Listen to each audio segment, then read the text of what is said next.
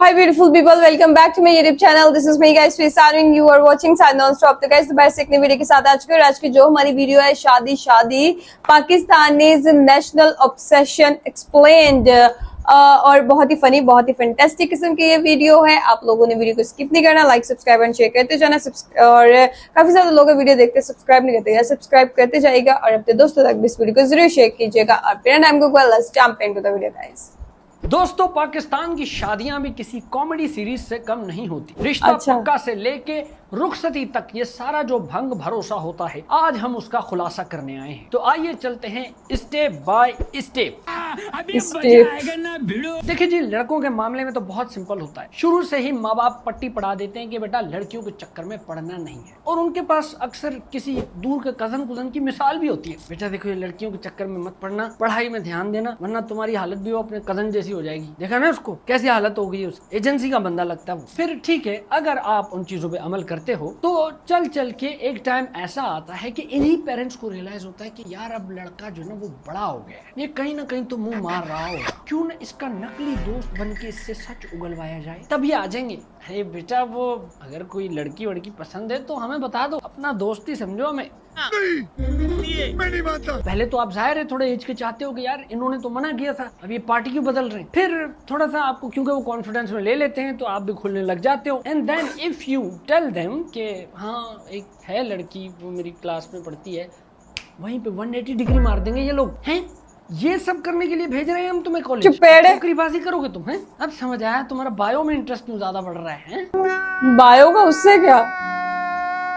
फिर as a boy of the house आपको समझ आ जाती है कि यार ये जो है ना ये नकली दोस्ती है। आप भी चुप रहते हो, फिर कुछ नहीं बताते। फिर मजीद टाइम जैसे गुजरता है और कोई रिश्ते भी नहीं आ रहे होते और पता लग रहा होता है कि यार लड़का तो वाकई बड़ा हो रहा है, तो ये पेरेंट्स फिर से परेशान हो जाते हैं। फिर यही पेरेंट्स दोबारा से आपके पास आते हैं, लेकिन इस दफा यारी मनाने नहीं, इस दफा वो खुद भी जो है ना हिम्मत हार गए होते। उनकी अपनी भी जो लिस्ट होती है कि ये वाली लड़की चाहिए, वो लड़की चाहिए, वो भी खत्म हो चुकी होती है, रिश्ते भी नहीं आ रहे होते, लड़के की उम्र भी जा रही है। फिर दे भी लाइक बेटा तुम्हें कोई पसंद है तो अब बता दो, तुम लास्ट ऑप्शन है, कर लो, कोई जिंदा लड़की चाहिए तुम्हारे लिए। फिर आप भी कहते होंगे हैं अब आया ना ऊंट पहाड़ के नीचे, आप बता देते हो कि हाँ वो है लड़की, वही जिसके बारे में बताया था कॉलेज में जो पसंद थी, वही लड़की है। अब वो हम बड़े हो गए, वो भी जॉब कर रही है, मैं भी जॉब कर रहा हूँ, और मैं चाहता हूँ आप रिश्ता लेके उनके पास चले जाएं। लेकिन ये फिर 180 डिग्री मार देंगे किसी न किसी बात को लेके। अरे वो बेटा लेकिन वो लड़की तो शिया है ना, हम तो सुन्नी है ना, ये तो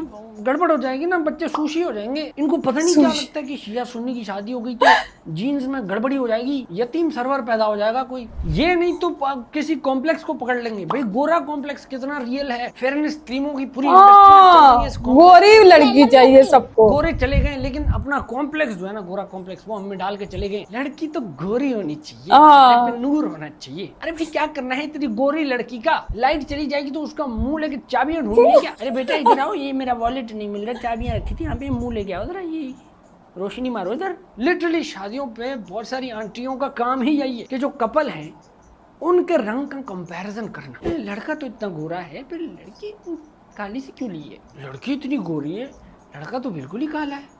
और खुद इन आंटियों ने अपनी स्किन से कई शेड्स ज्यादा लाइटर बेस लगाई होती है और इस तरह का मेकअप किया होता है। जैसे ही थोड़ी सी गर्मी हो जाती है इनके मुंह ग्रे हो जाते हैं, 50 शेड्स ऑफ आंट ग्रे। फिर वो पसीने की वजह से कोई बूंद अगर गिर रही है तो अंदर से पूरा रंग असली वाला नजर आ रहा है। अरे भाई प्राउड ब्राउन साउथ एशियंस यार प्राउड। अरे ये आइडियल रंग होता है, ब्राउन स्किन अच्छी होती है। बताइए, ये तो लड़कों के लिए होती है ना, लड़कियों का बहुत सिंपल है, उनका बहुत सिंपल है, उनका एक ही स्टेज, बेटी परसों हम तुम्हारा रिश्ता पक्का करने जा रहे हैं तुम्हारी पप्पो के बेटे के साथ, तो आज के बाद वो तुम पे गंदी नजरें डालेगा।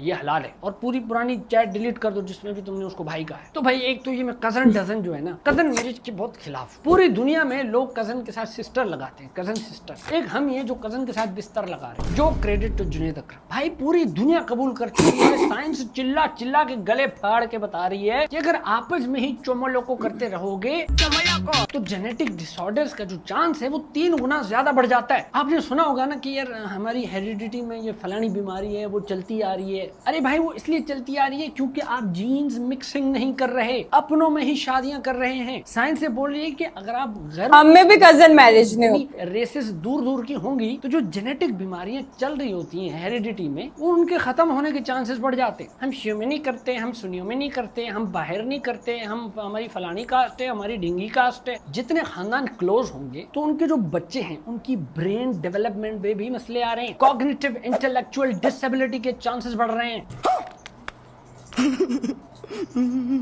ये क्या बोल गया, समझ से बाहर है। तो ये जो कॉन्सेंजनस मैरिजेस हैं, इतना मुश्किल लफ्ज बोला है मैंने, कजन मैरिज भी बोल सकता था। खैर, तो ये जो कजन डजन है, इन शादियों का अक्सर जो लॉजिक पेश किया जाता है वो ये होता है कि देखिए जी, हम दूसरी कास्ट में नहीं करते, हम फलाने के डिसेंडेंट्स हैं, उन्हीं की आयल से आ रहे हैं, उन्हीं की लड़ी से आ रहे हैं, हम जो है ना खून को मिक्स नहीं कर सकते। अरे भाई, आपका अगर खून है तो दूसरों का भी तो खून ही है भाई, उनके रगों में तो खून ही दौड़ रहा, फालसे का जूस तो नहीं है। It doesn't make any sense. And guess what? Pakistan में 70% शादियां होती ही कजन मैरिजेस हैं। बस आप इंटेलेक्चुअल आप लेवल देख लें कौम का, तो बस फिर जो हो गया सो हो गया। जो नई नस्ल है वो पढ़ी लिखी नस्ल है, आगे से आप जो है ना बाजी को बाजी रहने दी। शुक्र है मेरा कोई कजन मेरे जितना नहीं है, सब बड़े हैं या बहुत छोटे हैं। करने वाला दिन होता है ना, वो जो एक एपिसोड होता है, वो बड़ा कमाल होता है। लड़के वाले अपने लड़के की तारीफों के पुल बांध रहे हैं, माशाल्लाह से हमारा लड़का इतना नेक है, इतना नेक है। देखिए ना इसके सर पे ये जो निशान है,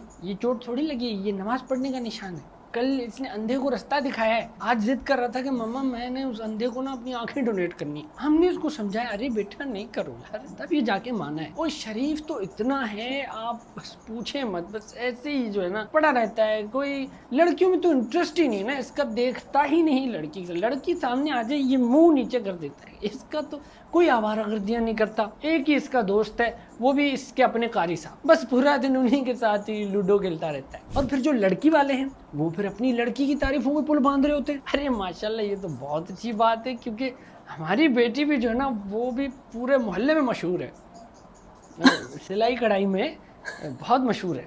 और इसके रिश्ते भी बहुत जगह से आए हैं, ऑस्ट्रेलिया से, कनाडा से, अमेरिका से। लेकिन इसका अपना जो शौक है ना, वो कहती है मैं दुबई जाऊंगी, वहाँ पैसे अच्छे बन जाते हैं। वो कहती है पापा मैं बाहर नहीं जाऊंगी, एक ही बार जाऊंगी और किसी अच्छी बार पे जाऊंगी। बहुत एम्बिशियस है हमारी लड़की। एक तो पता नहीं हंसते क्यों रहते हैं ये लोग, दोनों पार्टियां। चाय कहाँ है? अरे पानी तो दे। इस पे हंसने की क्या जरूरत है भाई? Are you comedy me? उफ उफ, इतनी झूठी तारीफें करेंगे ना, उस वक्त कमरे में जो शैतान है ना वो कोने में बैठ जाता है। वो शैतान रो रहा होता है कि यार शर्म कर लो यार, ये तुम लोग फिर मेरे पे डालते हो, ये सारी चीजें हैं। कसम से शैतान उस वक्त सीख रहा होता है, उसकी मास्टर क्लास चल रही होती है, वो नोट्स बना रहा होता है। अच्छा, ये झूठ ऐसे भी बोल सकते हैं। ओके, ये तो हो गए अरेंज मैरिज वाले। बाकी जो लव मैरिज करना चाहते हैं कपल, उनका बहुत सिंपल है हमारे मुआशरे में, उनका सीन गुड है। अगर वो लव मैरिज करना चाहते हैं तो उनकी शादी करा दी जाती है किसी और के साथ, आपस में नहीं। ये जो फैमिली पॉलिटिक्स है ना, इस पर भी कोई डिग्री होनी चाहिए, क्योंकि ये भी कोई इतनी आसान चीज नहीं है। I hate this politics. हो गया तो फिर सियासत शुरू हो जाती है। इनविटेशन कार्ड्स पे वो जो नाराज फूफा है वो फिर से मुंह फुला लेते हैं, कहते हैं ये व्हाट्सएप पे इनवाइट करने वाला क्या सीन है। हमारे जमाने में तो ये नहीं होता था भाई, हम तब तक शादी में नहीं आएंगे जब तक फिजिकल कार्ड हमें ना पकड़ाया जाए हमारे दरवाजे। मैं भी व्हाट्सएप पे सबको सेंड करूंगा। हम कैसे माने, इन्होंने हमारी इज्जत रखी। इस चीज पे मैं भी सही हूँ कि भाई व्हाट्सएप 1000 किलोमीटर दूर होंगे किसी और शहर में। अरे भाई, वो गांव में होता होगा उस जमाने में, तो सारे करीब करीब रहते थे ना भाई, घर पे आ जाते, टाटा भाई फलाने की शादी है। अब इतने टॉक्सिक लोगों को मिलने जाओ, कोई सफीर भेजेंगे घोड़े पे, भाई बादशाह सलामत के पास पैगाम लेके जाए, आए जी शादी में आए, साथ में गिफ्ट के तौर पे जी शतर मुर्ग भी ले जाएं उसके लिए। फिर जो इनवाइट कार्ड्स होते हैं उनके नीचे एक सेक्शन होता है मुंतजरीन आमद, यानी ये वो रिश्तेदार दोस्त होंगे जो रिसेप्शन पे होंगे, यानी ये आपका इंतजार कर रहे हैं। अब तो लोग उस पर लिख देते हैं फैमिली एंड फ्रेंड्स, लेकिन पहले नाम लिखते थे, उन नामों पर भी सियासत होती थी। बड़े मामू का नाम चौथे नंबर पे लिखा हुआ। अरे भाई, अगर पहले नंबर पे आ गया नाम तो आपको कौन सा जूसर मशीन मिल जाएगा, कौन सा गिफ्ट हैम्पर मिलेगा, आपको क्या फर्क पड़ता है। वो नामों की लिस्ट में वो कह रहे होते हैं मैं बड़ा हूँ तो मेरा नाम ऊपर होना चाहिए। ले भाई, अब उन्होंने सारा ये भंग भरोसा खत्म कर दिया, फैमिली एंड फ्रेंड्स लिख देते बस खत्म। अब पहले होता था झट मंगनी, पटव्या, यानी ऐसे हो गई झटपट शादी। लेकिन अब आपको पता है पूरी एक सीरीज चलती है भाई साहब, बात पक्की, मेहंदी, ढोलकी, मायूं, बड़ी ढोलकी, छोटी ढोलकी, बारात, निकाह, वलीमा, मुझे भी ये सब फिर एक्स्ट्रा उसके बाद जो रस्में होती हैं भाई साहब, रस्में। मुंह दिखाई, जूता छुपाई, दूध पिलाई, हाथ लगाई, भाग जाई, चटनी चटाई, बहुत सारी जो रस्में होती हैं। मेहंदी डांसेस का भी बड़ा कमाल सीन होता है, पूरा साल तैयारी कर रहे होते हैं कजन वजन जो लोग होते हैं, उसमें से एक कोई लड़की होती है जिसको सबसे अच्छा डांस आता है, वो होती है कोरियोग्राफर प्रोमैक्स। उस वक्त की वो माधुरी डीप शिट होती है भाई साहब, उस वक्त वो डांटती भी बहुत ज्यादा है। बोल रही हूँ कब से कि मशहूर मेरे इश्क की कहानी हो गई, कहानी भी ये करना है, तो ये क्या कर रहे हो। अब इसमें जो लड़के होते हैं ना कजन कुजन, वो बेचारे जिन पे कमाई का स्ट्रेस इतना होता है, सारे पट्टे वट्टे उनके खींचे होते हैं, स्टिफ होते हैं, और उनसे मूव नहीं होता, फ्लेक्सिबिलिटी नहीं होती उनकी, वो बहुत फनी लग रहे होते हैं। उनको फिर क्योंकि आप वो कच्चे खिलाड़ी होते हैं ना, तो उनको सबसे पीछे धकेल दिया जाता है, भाई तुम लोग उधर रहो, बस वो सिर्फ ना खाली जगह पुर करने के लिए होते हैं, वो पीछे अपने ही लगे होते हैं, जिनों के साथ छम खेल रहे हैं अपने ही। सारा फिर जो फोकस होता है ना वो उसी लड़की पे होता है, वो जो बीच में खड़ी होती है, जो सबसे सही कर रही होती है। उस लड़की का बाय द वे आगे जाके एक सोलो परफॉर्मेंस भी होती है, वो वही जो वायरल हो जाती है। मेरा दिल ये पुकारे वाली लड़की डांस में एक अंकल आंटी का कपल डांस भी जरूर होता है, जिसको देख के सब उनको छेड़ते भी हैं कि इस समर में भी इतने रोमांटिक, लेकिन क्या करें, खुशी इतनी होती है कि वो भी पैशन से डांस कर रहे होते हैं। विटामिन डी की कमी की वजह से हड्डियों से कड़क कड़क की आवाजें भी आ रही होती हैं, लेकिन क्योंकि अंकल आंटी डांस में इतने मशगूल होते हैं कि पता ही नहीं चलता। और ये डांस देख के कुछ रिश्तेदार सड़ भी रहे होते हैं, जो पीछे पीछे कुर्सियों पे बैठे होते हैं। शर्म ही नहीं है, देखो तो जरा इनको, ये कोई उम्र है ऐसे नाचने की, एक टांग कबर में है, दूसरी डांस फ्लोर पे। लेजेंड तो होते हैं वो वाले रिश्तेदार जो टाइम पे आ जाते हैं, खाने के टाइम पे। उससे पहले आएंगे तो बहुत ज्यादा इंतजार करना पड़ेगा ना, खाना कब खुलेगा, फिर सियासत की बातें भी करनी पड़ेंगी। भाई तो खाने की बुराइयां अगर शादी में हो ना फिर भी बर्दाश्त हो जाती है, लेकिन ये हरकत लोग फौतगी पर भी करते हैं। चावल फीके हो गए, अरे भाई बंदा लुढ़क गया है खानदान का, चावल स्पाइसी करेंगे तो वो कबर से वापस थोड़ी आ जाएगा। बहुत इनसेंसिटिव लोग हैं यार ये बंदा कैसे जोक मारता नहीं होते, उनका यही होता है कि हमसे किसी ने पूछा क्यों नहीं। अरे खानदान के कोई फैसले हो रहे तो आप भी जरा आओ ना, खुद करो ना कंट्रीब्यूट। वो पता नहीं क्यों अपने आप को बादशाह सलामत समझते। दूल्हा दुल्हन के बाद अगर किसी का रिज है, पहले स्वैग बोलता था अब रिज बोल रहा हूँ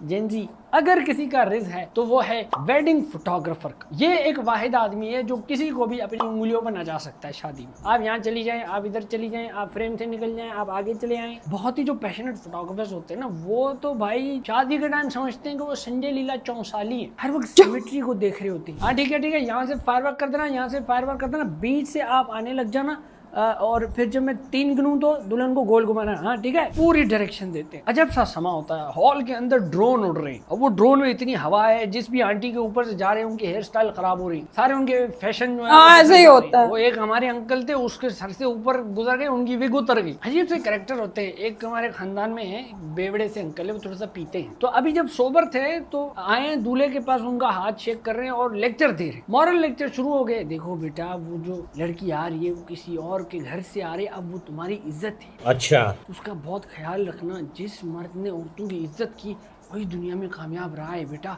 उसका बहुत ख्याल करना। ठीक है, समझ गया।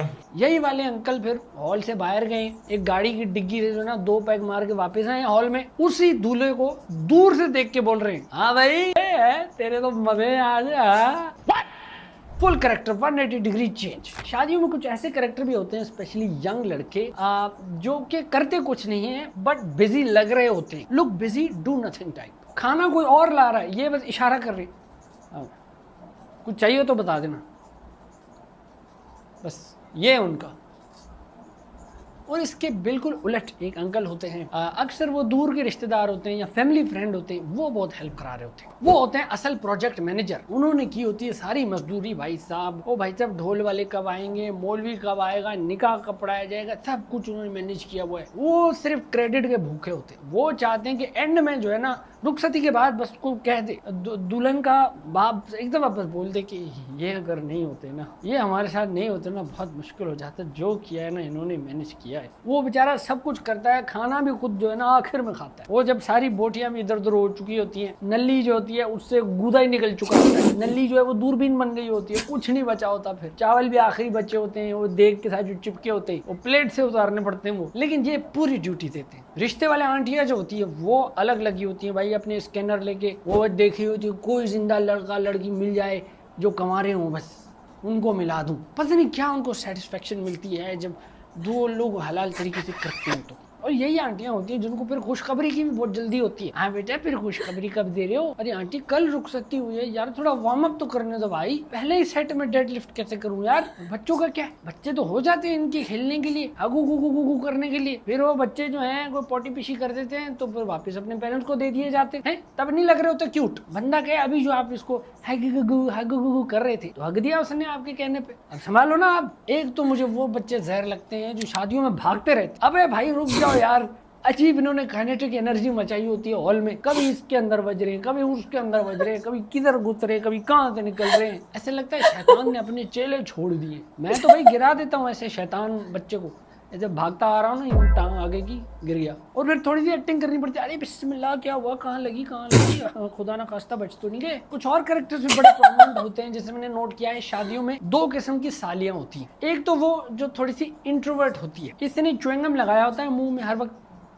खा रही होती है। कूल पिक्स का इसके पास कोई डिजिटल कैमरा होता है, यूं पकड़े होते हैं, और बाल जो होते हैं इसके वो कभी पूरे यहाँ कर देती है फिर कभी पूरे वहां कर देती है। च्युइंगम चल रहा है। मीनवाइल एक और जो इसकी बहन होती है वो होती है जब वी मेट की गीत। मैं तो अपनी फेवरेट हूँ। ये वही वाली साली है जो दूल्हे को परेशान करती है, जूता छुपाई में इधर उधर पैसे मांग रही होती है दूल्हे से। ऐसे तो स्टेज पे नहीं बैठने दूंगी, पैसे निकालो। पहले वो डिमांड करती है बहुत ज्यादा पैसे, $1 मिलियन। आगे आके वो 5,000 पे राजी हो जाती है। और ये जो नेगोशिएशन चल रही होती है साली और दूल्हे के बीच में, इस बीच में बाकी सारे जो अंकल आंटियां हैं ना भाई साहब, वो इतने गंदे जोक्स मारते हैं, डैड जोक्स। उफ, अब ये चल रही है ना ज्यादा पैसे कम पैसे, कोई अंकल बोल देगा अरे एक काम करते हैं आपको हम 50 रुपए दे देते हैं। It's not funny. फिर जब रुखसती का टाइम आता है तो थोड़ा सा एज अ दूल्हा जो है ना थोड़ा सा बुरा भी लग रहा होता है, यार सब क्यों रो रहे हैं यार। थोड़ा इमोशनल मोमेंट होता है, इससे लगता है आपने गलत किया कुछ एज अ दूल्हा, ये क्या किया, रुला दिया लोगों को।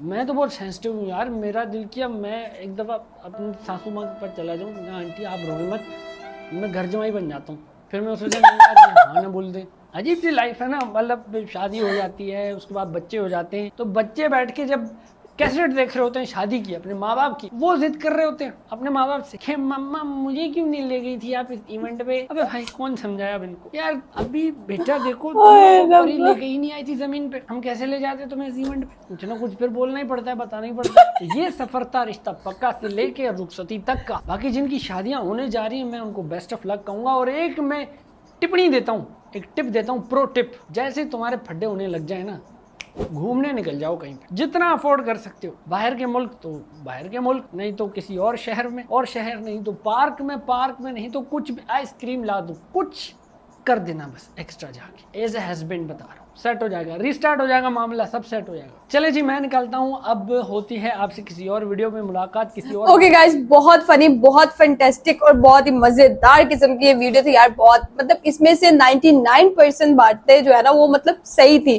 शादियों में देखे ना बच्चे ऐसे ही भाई घूमते रहते फिरते रहते। और दूसरी चीज ये कि हाँ वो सालियों वाली बात भी ठीक थी और रिश्ते वाली आंटियों की बात भी ठीक थी। मतलब ओवरऑल देखा जाए तो काफी ज्यादा बातें इसके अंदर ऐसी थी, मतलब 99.99 पॉइंट बातें जो है वो बिल्कुल जो है वो ठीक थी इसके अंदर। तो लोगों का एक्सपीरियंस होता है ना, उसके ऊपर उन्होंने बातें की होती है। तो आप लोगों को क्या लगता है कि ये सारी जो बातें थी ये मतलब वहां पे इंडिया के अंदर भी ऐसी चीजें होती हैं? मतलब यहाँ पे पाकिस्तान के अंदर तो ये सारी सिचुएशन जो है ना हर दूसरे घर की कहानी होती है।